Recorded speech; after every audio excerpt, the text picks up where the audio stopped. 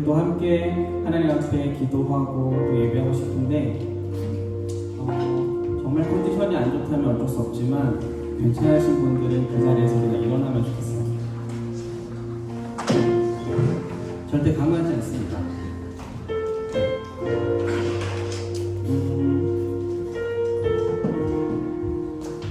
함께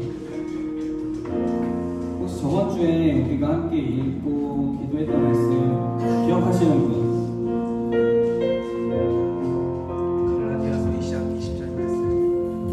갈라디아서 2장 20절 말씀이죠. 우리 한 번 더 이 말씀 찾아볼까요?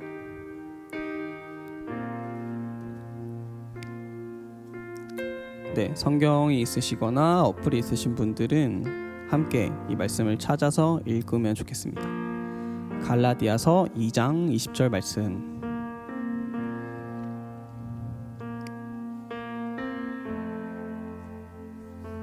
네, 그럼 우리 큰 한 목소리로 또랑또랑하게 읽어볼까요? 시작. 내가 그리스도와 함께 십자가에 못 박혔나니 그런즉 이제는 내가 사는 것이 아니요 오직 내 안에 그리스도께서 사시는 것이라. 이제 내가 육체 가운데 사는 것은 나를 사랑하사 나를 위하여 자기 자신을 버리신 하나님의 아들을 믿는 믿음 안에서 사는 것이라. 아멘. 네, 오늘 우리 예배가 이 고백을 가지고 우리가 예배하면 좋겠습니다. 저번 주와 더불어서 이번에도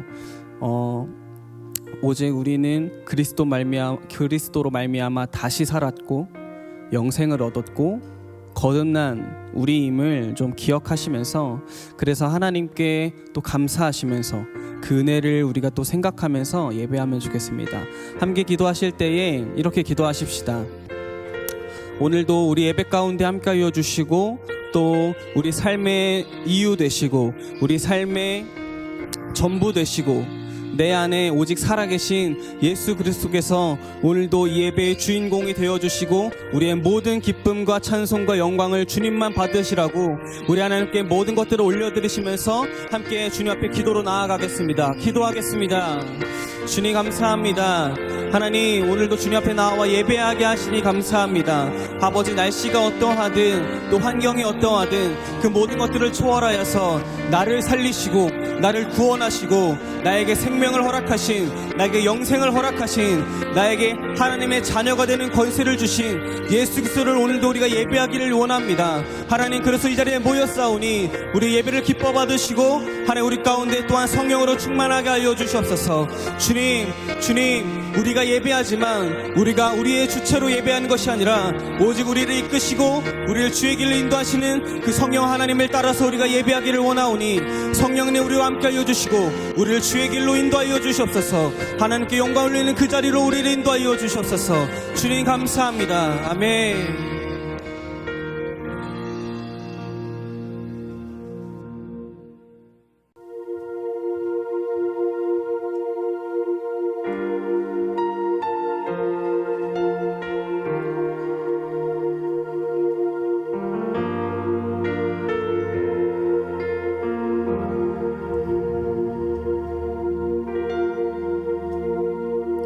주 안에서 내 영혼 다시 태어나 이전 것은 지나고 새롭게 됐네. 죄로 물든 내 모습 예수와 함께 죽고 부활 생명 내 안에 새로운 삶이 열렸네.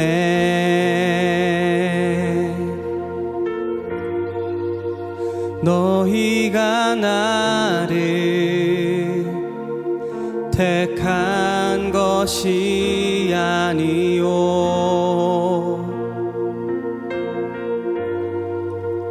내가 너희를 택하여 세웠나니 오직 내 안에 오직 내 속에 그리스도가 사네 오직 내 삶에 오직 내 맘에 그가 주인 되셨네.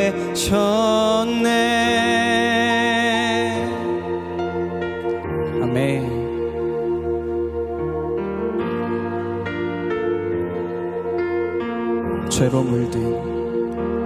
죄로 물든 내 모습 예수와 함께 죽고 부활 생명 내 안에 새로운 삶이 열렸네. 너희가 나를 택한 것이 아니요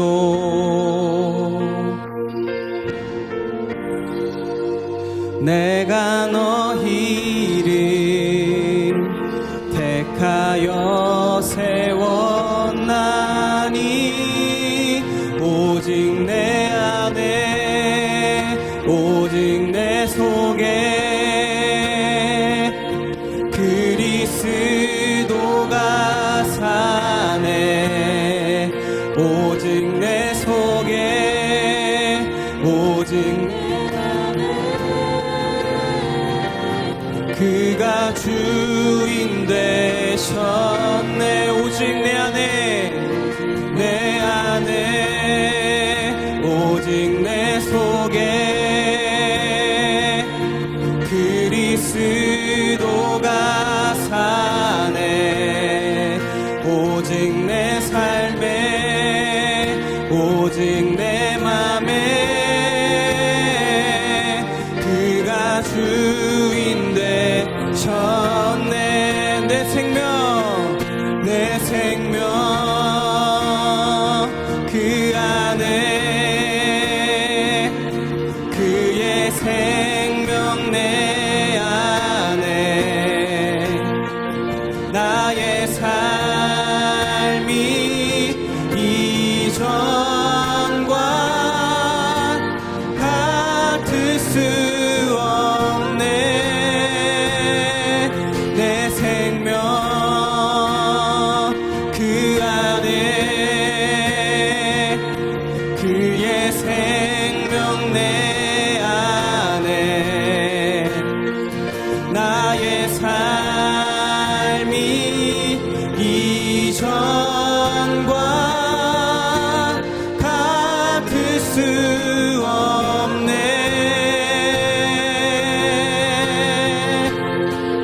오직 내 안에 오직 내 속에 그리스도가 사네 오직 내 삶에 오직 내 맘에 그가 주인 되셨네 오직 내 안에 오직 내 속에 그리스도가 사네 오직 내 삶에 오직 내 맘에 그가 주인 되셨네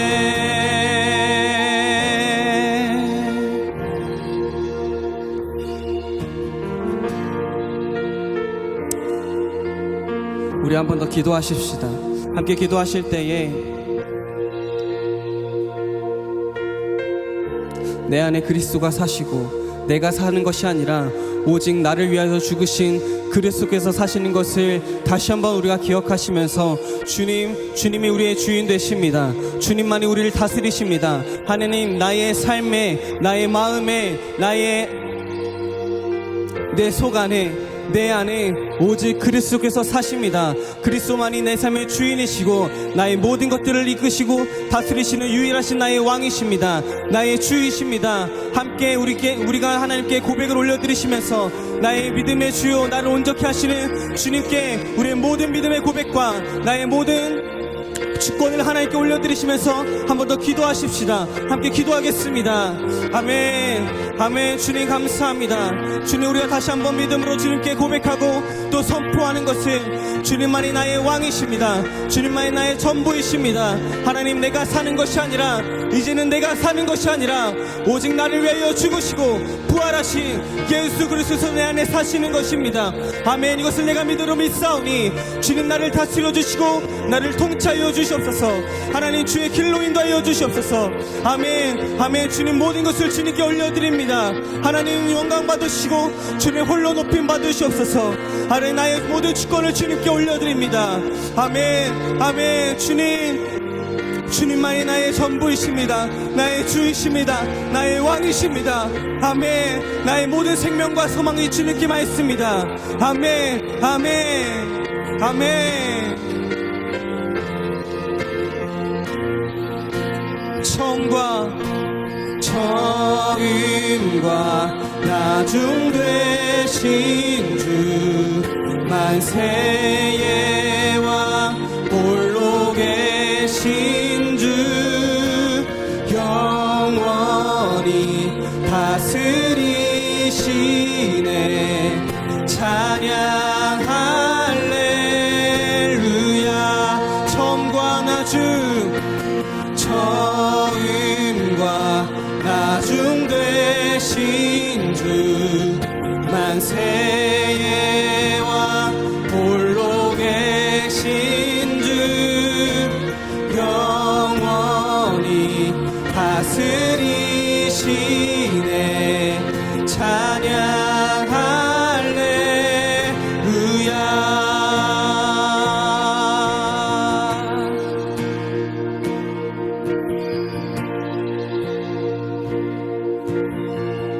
오 영원하신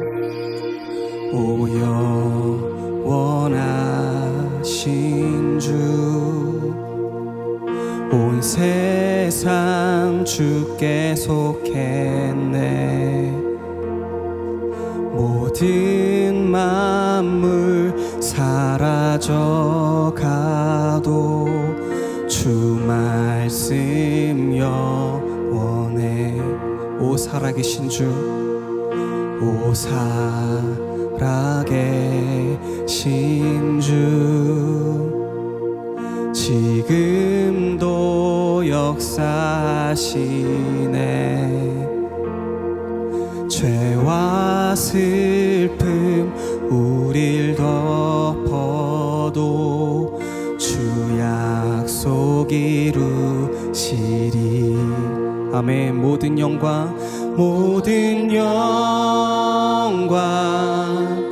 존귀 능력 주 받으소서. 온 백성 다 외치네. 오 거룩하신 주, 오 살아계신 주, 오 살아계신 주, 지금도 역사하시네. 죄와 슬픔 우릴 덮어도 주 약속 이루시리. 모든 영광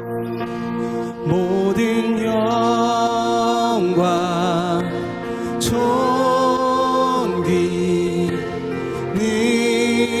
능력 주 받으소서. 온 백성 다 외치네.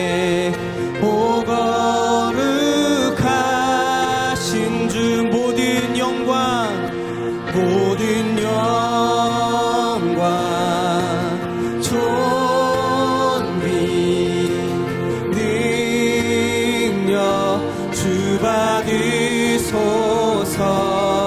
온 백성 다 외치네 오 거룩하신 주.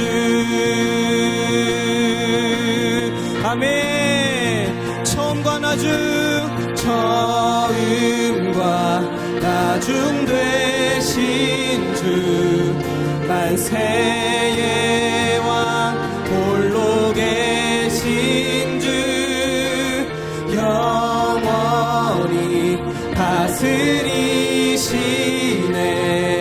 찬양 할렐루야. 처음과 나중 처음과 나중 되신 주 만세의 왕. 아멘. 영원히 다스리시네 찬양 할렐루야.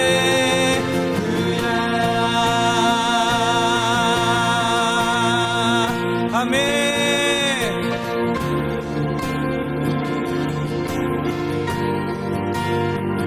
주님만 홀로 높임 받으시옵소서. 주님만 우리를 홀로 다스려 주시옵소서. 아멘. 아멘. 알파와 오메가 되시는 주님의 이름을 찬양합니다.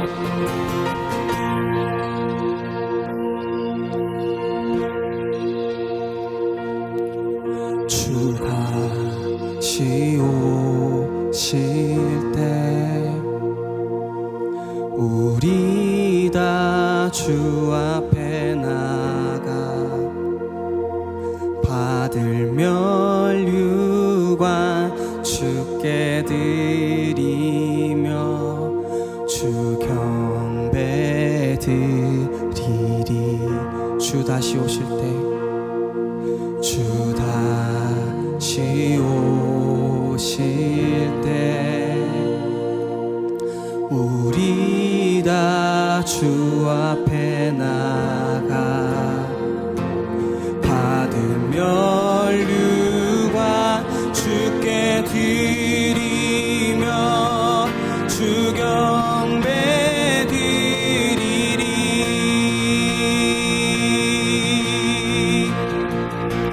처음과 나중 처음과 나중 되신 주 만세의 왕 홀로 계신 주 영원히 다스리시네 찬양 할렐루야. 처음과 나중 처음과 나중 되신 주 만세의 왕 홀로 계신 주 영원히 다스리시네 찬양 할렐. 처음과 나중 처음과 나중 되신 주 만세의 왕 홀로 계신 주 영원. 아멘. 주님만 영원히 다스리시고 주님만 영원히 높임 받으시옵소서. 아멘. 처음과 나중 처음과 나중 되신 주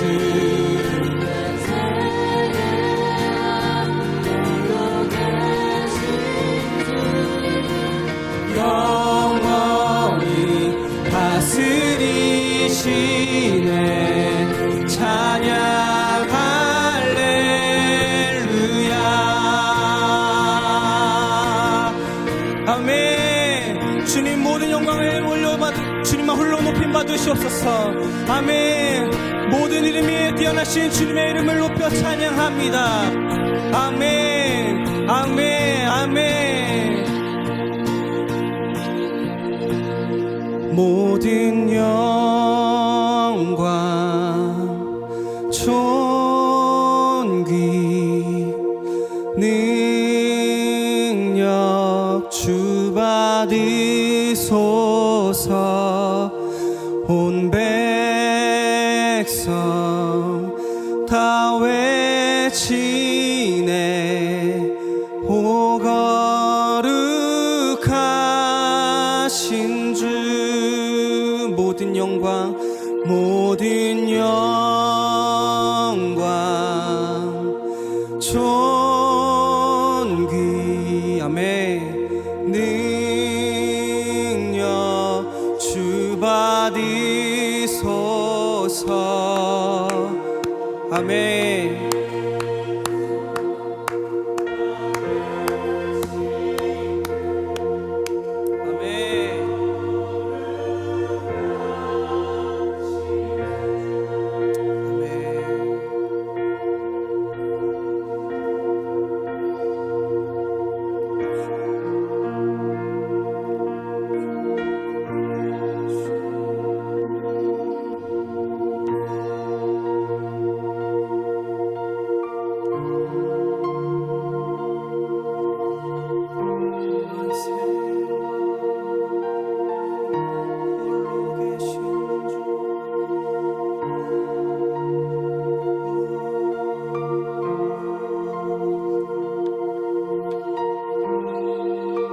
주님은 처음과 나중 되십니다. 아멘. 주님 우리를 영원히 다스리시는 우리의 유일한 왕이십니다.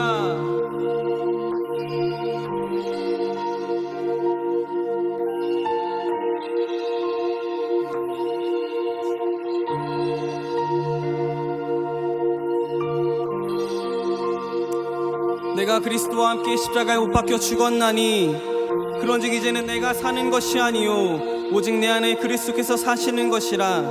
이제 내가 육체 가운데 사는 것은 나를 사랑하사 나를 위하여 자기 자신을 버리신 하나님의 아들을 믿는 믿음 안에서 사는 것이라. 아멘. 우리 하나님께 모든 영광을 올려드리시면서 기도하십시다. 하나님, 주는 알파와 오메가이시고 처음과 나중이시고 하나님은 영원하신 하나님이십니다. 그 영원하신 하나님이 우리의 왕이시고 우리의 주인 되시고 우리의 아버지 되십니다. 하나님께 모든 주권을 올려드립니다. 하나님, 내가 사는 것은 내가 나를 위하여 사는 것이 아니라 나를 위하여 죽으신 예수 그리스도를 위하여서 예수 그리스도로 인하여서 사는 것입니다. 함께 우리 주님께 우리 하나님께 우리의 모든 주권을 다시 한번 올려드리시면서 주님만 우리 다스려 주시옵소서. 하나님, 예배를 다스려 주시고 하나님 우리의 삶을 다스려 주시옵소서라고 우리의 삶과 우리의 드리는 예배를 주님께 올려드리면서 주여 한번 외치시고 기도하시겠습니다. 주여. 아멘. 아멘. 주님 감사합니다. 주님 감사합니다. 하나님으로 말미암아 오늘도 우리가 삽니다. 하나님으로 말미암아 오늘도 우리가 이 자리에서 예배합니다. 주님은 알파와 오메가이시고 처음과 나중 되시고 하나님 위대하신 분이시고 영원하신 하나님이십니다. 만유의 주제이시고 만세의 왕이십니다. 우리의 영원한 통치자이시고 우리의 구원이요 생명이요 소망이십니다. 그 하나님이 우리의 아버지 되십니다. 하나님, 내가 사는 것은 내가 나를 위하여 사는 것이 아니라 오직 나를 위하여 죽으시고 부활하신 예수 그리스도로 말미암아 사는 것임을 다시 한번 우리가 믿음으로 선포하오니 하나님 예배를 다 드려주시고 아버지 예배를 통하여서 주님만 영광 받아 주시옵소서. 아멘. 주님 감사합니다. 주님 모든 영광을 올려받아 주시옵소서. 아멘. 아멘. 아멘. 아멘.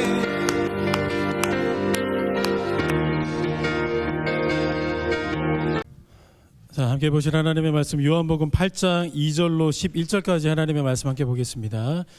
요한복음 8장 2절로 11절까지 하나님의 말씀입니다.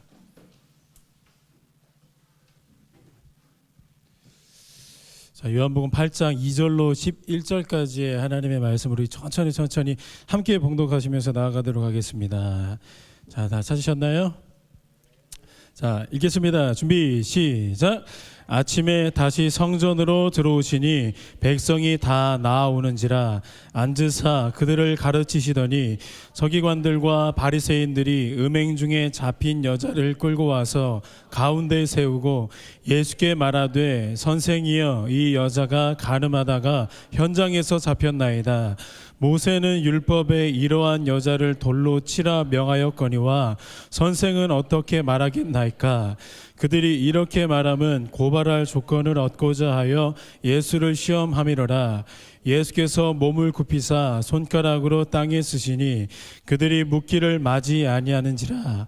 이에 일어나 이르시되 너희 중에 죄 없는 자가 먼저 돌로 치라 하시고 다시 몸을 굽혀 손가락으로 땅에 쓰시니 그들이 이 말씀을 듣고 양심의 가책을 느껴 어른으로 시작하여 젊은이까지 하나씩 하나씩 나가고 오직 예수와 그 가운데 섰는 여자만 남았더라. 예수께서 일어나사 여자 외에 아무도 없는 것을 보시고 이르시되 여자여 너를 고발하던 그들이 어디 있느냐. 너를 정죄한 자가 없느냐. 대답하되 주여 없나이다. 예수께서 이르시되 나도 너를 정죄하지 아니하노니 가서 다시는 죄를 범하지 말라 하시니라. 아멘. 자, 여러분 반갑습니다. 자, 앞뒤 좌우 보시면서 그 다음에 앞뒤 좌우 다 말이죠. 앞뒤 좌우 보시면서 반갑게 인사하십시다. 사랑합니다. 축복합니다. 존경합니다. 사랑합니다. 축복합니다. 존경합니다. 진홍아, 여기 뒤에 불 안 켜지나? 뒤에가 너무 오케이. 자, 여러분 반갑습니다. 제가 더워가지고 머리를 못 기르고 그냥 다 잘라버렸어요. 근데 어제 그냥 완전 삭발까지는 아니지만 더 막 깎으려 그랬는데 참아야 되겠다라는 게 성령의 감동을 받아가지고 참고 이 정도만 딱 깎았습니다. 여러분, 제가 오늘 밥을 한 끼도 못 먹어가지고 아무것도 못 먹어가지고 지금 설교하다가 얼굴이 창백해질 수도 있어요. 이따가 우리 고기를 먹으러 가야 돼서 맛있게 먹으려고 아무것도 안 먹었습니다. 여러분들도 당연히 식사들 안 하고 오셨죠? 그러니까 우리 맛있게 이렇게 먹는 걸로 하십시다. 자, 제가 TV에서 차트를 달리는 남자들인가요? 하여튼 그 프로그램을 종종 한 번씩 이렇게 즐겨 보는데요. 지난주 정도에 그 TV에서 그 프로그램을 하길래 아무 생각 없이 이렇게 보는데 그때 주제가 막장 로맨스였던 것 같아요. 정확하게 기억은 안 나는데 하여튼 막장 로맨스였던 걸로 제가 기억을 합니다. 진짜 기상천외한 스토리들이 줄지어서 계속해서 소개가 되고 있었는데 그 중에 2위였나 3위였나 중국에서 일어났던 한 스토리가 제 기억에 좀 선명하게 남아 있습니다. 아름답게 이제 남자 예비 신랑과 예비 신부가 이제 결혼 혼인 서약을 하고 있는 그 아름다운 결혼식에 진행되는 현장에서 갑자기 결혼식 대형 스크린에 어떤 장면이 딱 뜨냐면 이 예비 신부가 이 신랑이 아닌 다른 남자랑 불륜을 저지르는 그 현장이 여기 스크린에 딱 띄어져 있는 거예요. 그래서 갑자기 많은 사람들이 이제 막 충격을 받기 시작했고 또 예비 신부는 망신살은 말할 것도 없죠. 그렇게 해서 하여튼 엄청난 충격에 휩싸였었는데 이 사건의 전말 이야기를 좀 풀어보니까 이런 비하인드 스토리가 있었어요. 예비 신랑이 하여튼 정확하게 또 기억이 안 나요. 이게 신혼집이었는지 어떤 집이었는지 모르겠는데 예비 신랑이 CCTV를 침실에다가 딱 방범용인지 뭘로 하여튼 설치를 했어요. 근데 그 CCTV에 자기 예비 신부가 다른 남자랑 그것도 좀 가까운 어떤 남자랑 불륜을 저지르는 게 CCTV에 딱 잡혀버린 거예요. 그래서 이 남자가 지금 당장이라도 이제 결혼을 취소하고 싶었는데 자기가 받은 상처가 얼마나 커요. 그 복수에 막 타오르는 그 상처 속에서 내가 이거를 참지 않고 똑같이 내가 복수를 해줘야 되겠다라고 그냥 일을 가기 시작했던 거예요. 그래서 결혼식이 펼쳐지고 있는 그때에 스크린으로 이 여자의 그 불륜한 행각을 많은 사람들한테 공개를 해버린 거예요. 그러니까 이 현장에서 딱 공개되고 있을 때 이 남자가 그때서야 보란 듯이 내가 모를 줄 알았냐 이렇게 말하고 이 여자는 부케를 딱 던져버리고 막 이랬던 중국 로맨스가 좀 기억이 납니다. 여러분, 그때나 지금이나 그때나 특별히 왜냐하면 남녀 사이의 그 아름다운 사랑을 왜곡하고 뭔가 배신하고 하는 것들, 그러니까 뭔가 파탄하게 만드는 이런 것들은 그때나 지금이나 굉장히 눈초리가 따갑습니다. 간통죄가 폐지됐다고는 하지만 그래도 우리의 마음속에서는 그것은 정말로 잘못됐다고는 늘 생각을 하고 있는 거예요. 당시 유대 사회에서 음행, 간음 이런 것들은 지금 우리가 생각하는 것보다 더 저주의 눈초리가 있었습니다. 오늘 본문의 음행 중에 현장에서 붙잡힌 여인과 예수님이 만나게 됩니다. 참 진짜 재수 지지리도 없죠. 현장에서 잡혔대요. 현행범이에요, 여러분. 현장에서 잡힌 그 여인이랑 우리 주 예수님이 이렇게 현장에서 만나게 됩니다. 음행이라는 죄목이 확실시 되면은요, 그 당시 어떻게 되어 있었냐면은 돌로 어떻게 하라고요? 돌로 쳐서 죽이게 되어 있습니다. 여러분, 돌로 치라는 거 제가 한번 다 해설해 드렸었죠. 많은 사람들이 직접 돌로 쳤어야 돼요. 왜 돌로 많은 사람들이 쳐야 되나요? 공개적인 석상에서 돌을 쳤어야 돼요. 뭔가를 우리에게 심어주기 위해서예요. 그게 뭐예요? 두려움이에요. 내가 저 죄 졌다가 난리 나겠구나라는 두려움을 하나님께서 의도하셨기 때문에 모든 회중들이 돌로 쳐야만 됐습니다. 여러분, 제가 한번 이야기를 드렸던 것 같은데요. 구약의 이 돌로 치라는 명령이 어떻게 행해졌었냐면은 원래 저기 넓은 들판이나 어떤 뭐 골짜기 가가지고 사람을 딱 데려가서 그 자리에서 막 돌로 쳐서 죽였습니다. 근데 유대인들 문화 속에서, 유대인들 율법 속에서 시체를 만진 자는 어떻게 됩니까? 부정하게 되는 규례가 있었습니다. 그래서 누군가는 시체를 만져서 치워야 되잖아요. 그 시체를 만지면은 그 시체를 만진 사람이 길게는 일주일 동안 부정하게 되는 규례가 있었습니다. 여러분, 건장한 가장인 제가 일주일 동안 부정하게 돼가지고 다른 사람들을 못 만나고 어떻게 은둔 생활을 해야 되면 제 가정은 누가 책임집니까? 그때 하루 먹고 하루 사는 사람들이었는데 제 가정은 누가 책임져요? 그래서 계속해서 뭔가 형태가 바뀌기 시작했어요. 그래서 예수님, 신약의 예수님 시대쯤에 와서는 이 돌로 쳐 죽이는 방법이 어떤 모습으로 조금 변개됐었냐면은 유대 문화에 익숙한 어떤 전문 목사님이 생생하게 이스라엘의 문화를 그대로 말해준 걸 제가 그대로 말씀드릴게요. 먼저는 현장에서 잡혔던 하여튼 확실하게 된 사람, 돌로 쳐 죽여야 되는 사람을 성읍이나 마을 밖으로 딱 끌고 갑니다. 그리고 제일 먼저 하는 게 뭐냐면 땅을 파요. 뭐 2m든 3m든 땅을 깊이 파요. 덩치 큰 사람은 많이 파고 조그마한 사람은 조금만 파고 많이 파가지고 이제는 그 다음에 돌 맞을 사람을 그 구덩이 바로 앞에다가 딱 세웁니다. 그러니까 제가 돌 맞아 죽을 사람이에요. 이 뒤로 이제 구덩이가 2m 정도의 깊이 되는 구덩이가 있는 겁니다. 제가 이렇게 하고 꽁꽁 저를 싸맵니다. 누가 제일 먼저 치냐? 이 사람이 죄인이라고 정확하게 확증하고 증언할 수 있는 사람이 요만한 조방만한 알갱이 가지고 에이 죽어 이렇게 던지는 게 아니고 제 얼굴만한 디타 큰 얼굴만한 돌을 들어가지고 그 사람을 내려 찍는 거예요. 그러니까 내려 찍을 때 어떠한 압력이어야 되냐면 넘어질 정도의 압력이에요. 그래서 실제로 아파가지고 미리 들어갔던 사람들도 있대요. 유대 문헌에 따라 보면. 자, 그렇게 해가지고 이제 뒤로 넘어졌습니다. 자, 이제 수장시키는 일만 남았습니다. 모든 마을 사람들이 다 와야 돼요. 다 의무 소집이에요. 와가지고 자기가 들 수 있는 가장 무거운 돌을 들고 그 사람을 내려 찍는 거예요. 위에서 아래로 내려 찍어요. 자, 얼마만큼, 언제까지 내려 찍을까요? 이 무덤이 다 매장될 때까지 2m, 3m 되는 그 깊이의 무덤이 돌로 다 채워질 때까지. 그러니까 자연스럽게 누가 시체를 만질 필요도 없어요. 거기서가 그냥 생무덤, 생매장지가 되는 겁니다. 여러분, 오늘 본문에 예수님 앞으로 끌려온 여자가 이 잔혹한 형벌을 받아야 될 그 사람이에요. 이제 현행범이에요. 바로 죽여도 아무 상관없어요. 바리새인이랑 서기관한테 걸렸대요. 끝난 거예요, 여러분. 그 사람이 예수님 앞에 왔습니다. 그 여자는 어떻게 생각하고 있었을까요? 여러분, 그 여자의 마음을 좀 생각해 보세요. 돌로 맞아 죽어야 된대요. 뭐 국소 마취해 주는 것도 아니고 그냥 무조건 돌로 맞아야 되는 죽음을 이제 경험해야 되는 그 사람인데 그 사람의 마음이 어떠했을까요? 근데 그 사람이 예수님 앞으로 질질질 이렇게 끌려옵니다. 이 모든 상황과 시나리오를 연출한 사람이 바리새인과 서기관들이에요. 자, 그 사람들이 연출한 목적이 여러분 무엇이냐면 본문 6절 말씀을 보시니까요. 그들이 이렇게 말함은 고발할 조건을 얻고자 하여 예수를 시험함이로라. 말 그대로 지금 이 바리새인이랑 서기관들, 종교 지도자들이 예수님을 어떻게든 고발해서 처단하려고 뭔가 수를 쓰고 있는 거예요. 이해되시겠어요? 그러니까 고발해서 처단하려는 어떤 뚜렷한 목적이 있어가지고 걔네들이 뭔가 만들어 나가는 겁니다. 잘 생각해 보세요. 음행한 여인을 어떻게 처리하면 좋겠습니까? 나사렛 예수요. 자, 이렇게 바리새인들이 이렇게 질문을 합니다. 많은 사람들이 있는 거예요. 이제 예수님이 대답을 해야 돼요. 자, 예수님이 이 여자를 돌로 쳐서 죽여라라고 말씀하시게 되면 반대로 이 사람을 돌로 치지 말아라 말씀하시게 되면 두 가지 안에서 어떤 울타리를 쳐놨던 거예요. 이 사람을 돌로 쳐서 죽여라라고 예수님이 말하면 바리새인들이 뭐라고 고발하려고 했냐면은 너 지금 너가 죽일 수 있다고 말했냐? 로마법에는 절대 우리가 죽여서는 안 된다. 로마법에 걸리는 거예요. 그래서 이 예수라는 사람을 로마법에 고발할 수 있는 근거를 만들어내는 거고, 만약에 예수님이 이 대답 말고 다른 대답, 이 사람을 돌로 치지 말아라고 말하면 너 지금 모세의 율법을 어긋나게 하는 거다. 넌 돌로 쳐서 죽여야 되는 사람이다. 넌 형벌을 받아 마땅하다. 그러니까 이 대답을 하든 저 대답을 하든 하여튼 사면 초과로 만들어 놓은 거예요. 누가요? 바리새인과 서기관들이. 그러니까 하여튼 이 대답 아니면 저 대답만 있는 줄 알았는데, 자, 우리 멋진 예수님이 빠져나갈 구멍이 없는 것 같은 그 너무나도 간계스러운 질문에 어떻게 우리 예수님이 대답하십니까? 본문 7절 말씀이에요.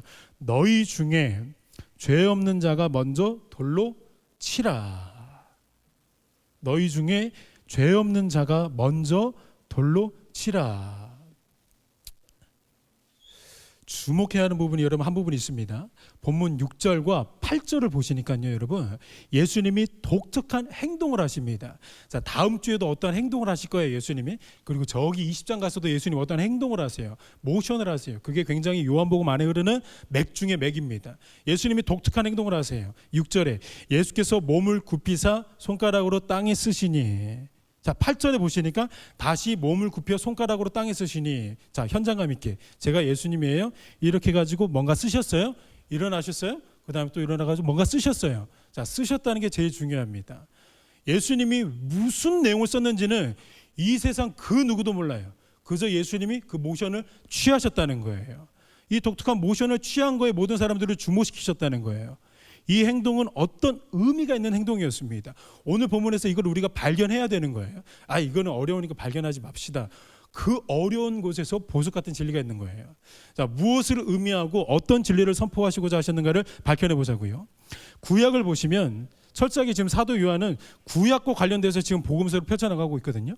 구약을 보시면 이스라엘 백성들이 시내산에서 엄청나고 특별한 일을 하나 만납니다. 자, 엄청나고 그 특별한 일이 시내산에서 어떤 일이었을까요? 뭔가 하나님으로부터 부여받습니다. 그게 뭘까요? 하나님의 율법, 하나님의 말씀이었습니다. 10개인데요. 그걸 뭐라고 그러죠? 십계명입니다. 여러분 오해하지 마셔야 되는 게, 모세가 이제 십계명 사진 보시면은 십계명 하나 있고 두 개 있잖아요. 그래서 다른 사람들은 1, 2, 3, 4, 그 다음에 그 두 번째 도판에는 5, 6, 7, 8, 9, 10 이었을 거라고 생각하는데 절대 그러지 않습니다. 1, 2, 3, 4, 5, 6, 7, 8, 9, 10, 그 다음에 1, 2, 3, 4, 5, 6, 7, 8, 9, 10이에요. 이게 뭐냐? 이거는 하나님 거, 이거는 우리 거라는 거예요. 그래서 똑같은 계명 그대로 이렇게 하면, 이게 원래 그때 종주권 조약이라는 게 있는데 모세가 그 판을 받았습니다. 자, 하나님이 율법을 어디에다가 이렇게 주셨나요? 출애굽기 보시니까요, 내가 율법과 계명을 친히 기록한 돌판을 너에게 주리라. 하나님이 직접 자필로 돌판에다가 율법과 계명, 즉 하나님의 말씀을 적으셔서 모세에게 건넵니다. 그게 바로 십계명 돌판이라는 거예요. 자, 근데 이 첫 번째 돌판이 여러분 어떻게 됐습니까? 이 첫 번째 돌판 어떻게 됐어요? 살아 있나요 지금까지? 첫 번째 돌판 부셔져 버렸습니다. 누가 부셨나요? 모세가 부셔버렸습니다. 왜 부셨냐? 그 돌판을 받고 있을 때 이스라엘 백성들이 저기 산 아래서 뭐 하고 있었습니까? 커다란 금송아지 만들어 놓고 거기에다가 여호와 이름 박아놓고 이게 우리를 인도해낸 여호와 하나님이다라고 숭배하면서 찬송하면서 희낙낙거리고 있었습니다. 자기네들끼리 파티를 열고 있었습니다. 그 현장 바로 건너편에는 어떤 현장이 있었냐면 우상을 만들지 마라 라는 십계명이 펼쳐지고 있었던 거예요. 즉 그 십계명이 펼쳐질 때 이미 우상을 섬기고 있었던 거예요. 뭘 말하고 있는 겁니까? 그 율법을 통해서 우리의 존재적인 상태가 어떤지를 증명해내고 있었던 거예요.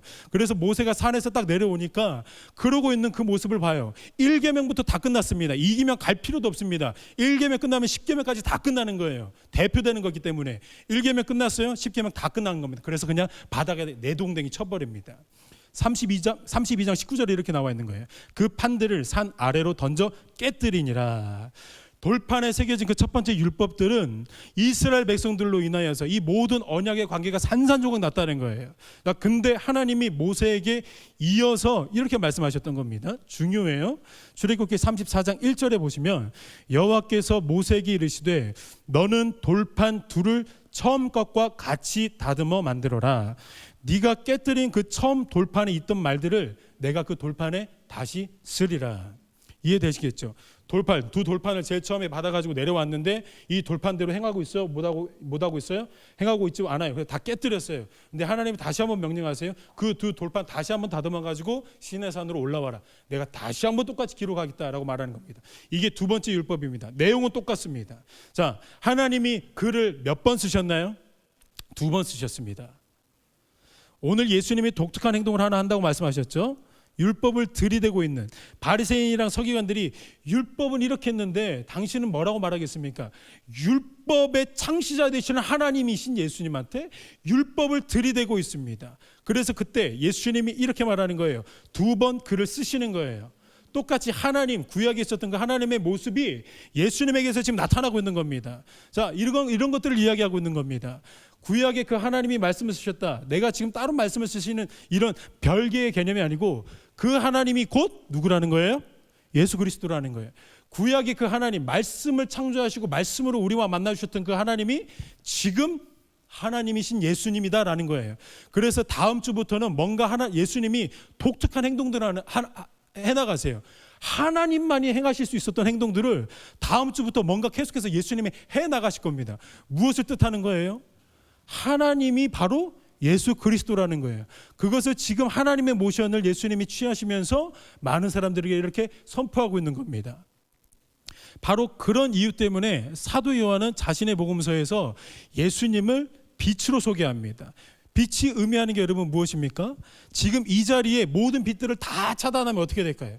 분명 우리의 눈은 떠 있다고 치고 모든 빛들을 그냥 투과율 하나도 없이 0.01%도 없이 모든 빛들을 다 끄면은 우리의 눈이 어떻게 될까요? 무용지물이에요. 분명 우리 눈은 떠 있거든요. 근데 빛이 없으면 아무것도 볼 수 없습니다. 그래서 빛은 헬라 문학에서 계시의 수단입니다. 뭔가 볼 수 있다는 거예요. 자, 예수님이 자기 자신을 뭐라고 소개했어요? 빛으로 계시했어요. 그게 무엇이냐? 보이지 않던 그 하나님이 누구를 통해서 지금 보인다는 겁니까? 예수 그리스도를 통해서 지금 보이고 계신다는 거예요. 예수 그리스도가 바로 육신화된 계시적 존재라는 겁니다. 하나님의 계시적 존재라는 사실입니다. 그래서 요한복음 14장 쪽에 넘어가시면 빌립이 이르되 주여 아버지를 우리에게 보여주옵소서. 하나님 아버지를 우리도 보고 싶습니다. 당신만 보지 말고 우리에게 보여주십시오 하니까 예수님이 뭐라고 말합니까? 야 빌립아, 너가 나와 이렇게 오래 있었는데 지금까지 모르겠니? 네가 나를 봤으면 아버지를 보았다라고 말하고 있는 겁니다.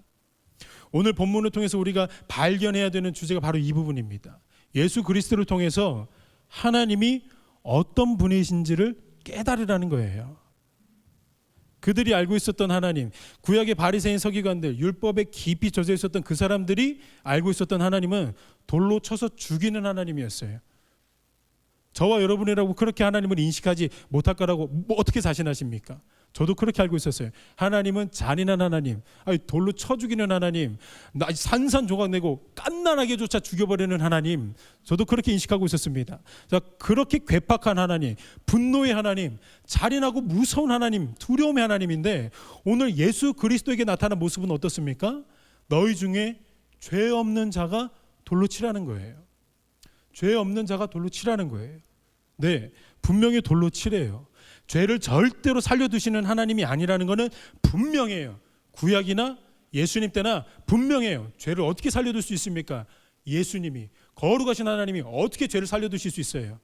분명히 돌로 치라고 말씀하셨습니다. 하나님의 거룩하심으로 죄는 난도질 당해야만 마땅해요.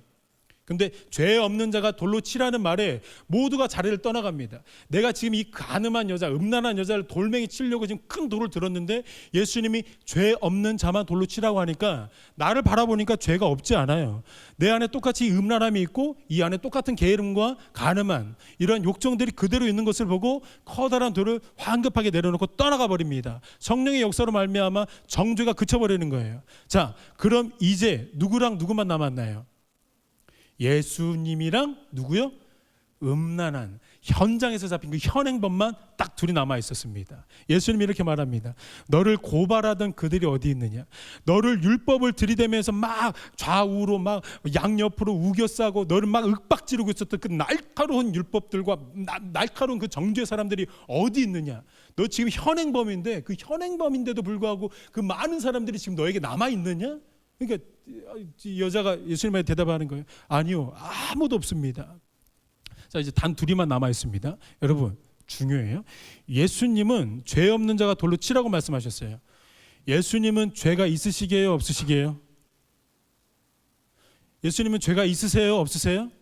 죄가 없으신 분이세요. 예수님 정확하게 말씀하셨어요. 죄 없는 자가 돌로 치라. 자, 예수님이 돌로 들어서 치셔야 돼요, 마셔야 돼요? 예수님이 말씀하셨잖아요. 죄 없는 자는 돌로 치라고. 그게 예수님 말씀하신 율법이라니까요. 예수님 당장이라도 돌을 들어가지고 이 여자 치셔야 돼요. 그게 율법이라니까요. 근데 예수님이 그 율법을 뛰어넘는 충격적인 말씀을 하십니다. 본문 11절에 예수께서 이르시되 나도 너를 정죄하지 아니하노니 가서 다시는 죄를 범하지 말아라. 나도 너를 정죄하지 않겠다라고 말하는 겁니다. 자, 왜 예수님이 돌로 치지 않으셨는지 8장 마지막 부분에 비밀같이 비밀같이 이게 비밀이 모든 것들이 다 이렇게 판도라의 상자처럼 열립니다. 왜 예수님이 돌로 치지 않았나? 8장 59절 후반부에 보니까 갑자기 상황이 이렇게 전개가 돼요. 그들이 돌을 들어 치려 하거늘 예수께서 숨어 성전에서 나가시니라. 여러분, 독특하죠. 8장 처음에는 현행범으로 잡혔던 그 어떤 것도 변명의 여지가 없었던 한 음란한 여자가 왔습니다. 많은 사람들이 그 여자에게 돌을 들어가지고 치려고 했습니다. 근데 그 본문의 마지막 스토리는 갑자기 이 모든 돌들이 누구에게 향하고 있어요? 예수 그리스도에게 향하고 있어요. 이해가 되시겠습니까? 사도 요한이 말하고 있는 게 뭔지? 분명히 현행범이에요, 여러분. 근데 예수 그리스도에게 모든 돌들이 갑자기 치려하고 있습니다. 예수님이 그 여인을 돌로 치지 않으신 이유는 단순히 야, 내가 죄 한번 눈 감아줄게 이런 장난치시는 게 아니고 정확하게 이렇게 말하는 겁니다. 맞아, 너는 반드시 돌로 맞아야 되는데 그 돌을 누가 맞으시겠다는 거예요? 예수님이 맞으시겠다는 거예요. 여인의 입장을 다시 한번 생각해 볼게요. 수많은 인파 속에서 모두가 커다란 돌을 들고 내려치기 일보 직전의 상황입니다. 현장에서 음행하다가 잡혀온 현행범이라고 말씀드렸어요. 어떤 소망이 있고 어떤 기대가 여러분 있겠습니까? 근데 예수라는 사람이 나타나더니 곧이어 자신을 억누르고 우겨싸던 그 날카로운 돌들과 정죄의 사람들이 한순간에 사라지고 예수 그리스도와 자신만 남았어요. 여기까지도 놀랐거든요. 정죄의 사람들이 내 앞에서 사라졌다는 것만으로도 너무 놀라운데 더 충격적이고 놀라운 건 나를 향해 있었던 그 돌들이 누구에게 향하고 있냐? 예수 그리스도에게 향해 있는 것을 목격하게 됩니다. 이 여인은 말도 안 되게 예수 그리스도로 인해서 무엇을 누리느냐? 자유를 누리게 되는 거예요. 그래서 8장의 중반부에 너무나도 유명한 구절이 떡하니 보석처럼 담겨져 있는 겁니다. 진리를 알지니 진리가 너희를 자유롭게 하리라. 이게 바로 이런 의미예요. 그 여자에게 펼쳐졌던 삶이 뭐냐? 진리를 알지니 진리가 나를 자유롭게 하리라. 예수 그리스도를 알고 예수 그리스도께 붙었더니만 내가 자유롭게 됐다는 거예요. 이게 오늘 8장에 남겨져 있는 놀라운 예수 그리스도의 은혜의 복음입니다. 진리를 알지니 진리가 너희를 자유롭게 하리라. 오늘 본문을 통해서 우리가 발견해야 되는 뚜렷한 주제가 뭐라고 말씀드렸습니까? 예수 그리스도를 통해서 하나님이 어떤 존재인지를 우리가 깨닫는 거였어요. 예수 그리스도, 빛 되신 그 예수 그리스도를 통해서 하나님이 어떤 존재인지를 깨닫는 거였어요. 네, 하나님이 이런 존재세요. 당신의 자녀들 아무리 더럽고 추하더라도 그 당신의 자녀들이 돌 맞을 거 내가 대신 맞는, 동시에 어떤 죄도 반드시 하나님은 심판하셔야 되는 거룩한 하나님이라는 거예요. 그렇게 예수님은 자신을 빛으로서 하나님을 나타내셨습니다. 그래서 우리는 예수 그리스도를 통해서 하나님을 보게 됩니다. 자, 예수님이 나는 빛으로 왔다. 하나님을 계시하는 존재로 왔다. 예수님이 우리에게 뭐라고 말씀하셨습니까? 제가 어제부터 시작된 제자 훈련에서 계속해서 강조하고 있는 게 있습니다. 그 예수님이 우리에게 뭐라고 말씀하시냐면은 너희는 세상의 빛이라라고 말씀하십니다. 너희는 세상의 빛이라라고 말씀하십니다. 자, 우리가 예수 그리스도를 통해서 하나님을 봤습니다. 자, 우리는 단순해요. 자, 예수님, 우리, 세상입니다. 세상이 우리를 통해서 누구를 보면 되는 거예요? 예수 그리스도를 보면 되는 겁니다. 이 여인의 삶은 그대로 그렇게 살았을 거라고 저는 확신해요. 예수 그리스도를 뜨겁게 만난 그 여자. 저희도 예수 그리스도 안에서 참된 진리를 누리게 되면 우리 안에 생명 되신 예수 그리스도가 반드시 은혜의 복음으로 많은 사람들에게 전해질 것입니다. 그게 우리를 이 땅 가운데 부르신 하나님의 부르심의 목적입니다. 우리 시간 함께 기도하겠습니다. 우리 시간에 기도하실 때에 우리 한 가지만 놓고 짧게 기도할까요? 하나님, 우리를 향하신 그 하나님의 사랑의 깊이와 넓이를 더욱 깨닫기를 간구하며 나가기를 원합니다.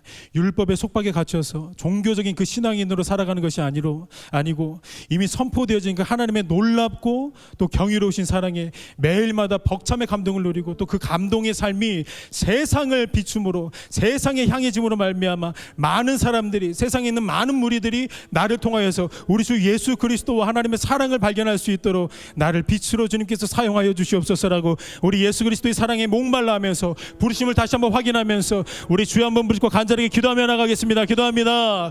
주여,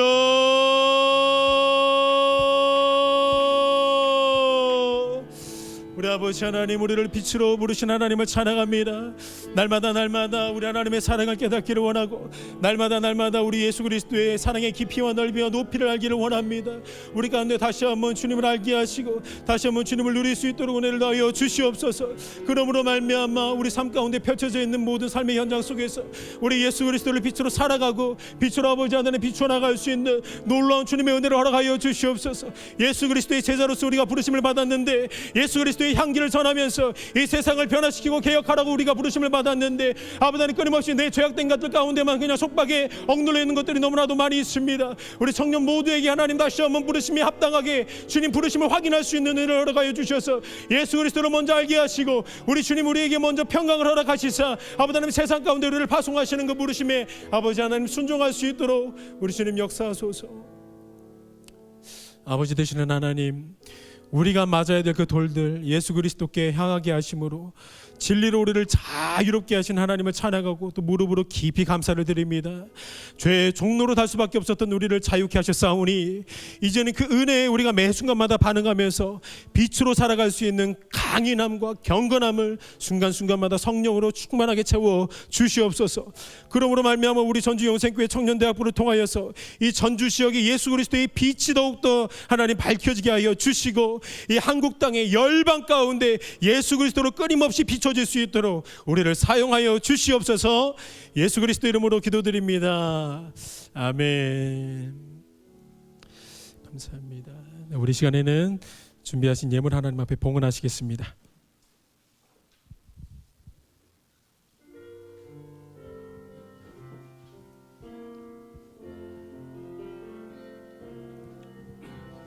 나는 하나님을 예배하는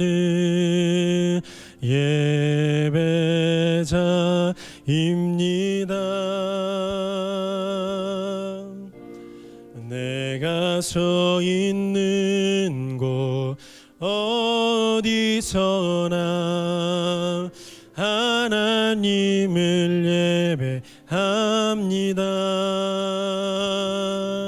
내 영혼 거룩한 은혜를 향하여 내 마음 완전한 하나님 향하여 이곳에서 바로 이 시간 하나님을 예배합니다. 드린 예배를 위해서 기도하겠습니다. 변함없는 11조 예물 하나님 앞에 바쳐드립니다. 하나님이 예물 가운데 주님 축복하여 주셔서 모든 것들이 하나님으로부터 왔음을 더욱더 순결한 마음으로 고백할 수 있는 은혜를 허락하여 주셔서 또 특별히 물질보다 더 전능하신 하나님을 매 순간마다 바라볼 수 있는 그런 놀라운 은혜를 허락하여 주시옵소서. 오늘도 예배 현장 가운데 우리 주님께 귀한 마음과 정성을 가지고 자원하는 마음, 기쁜 마음으로 주님 앞에 우리의 물질과 헌신을 드립니다.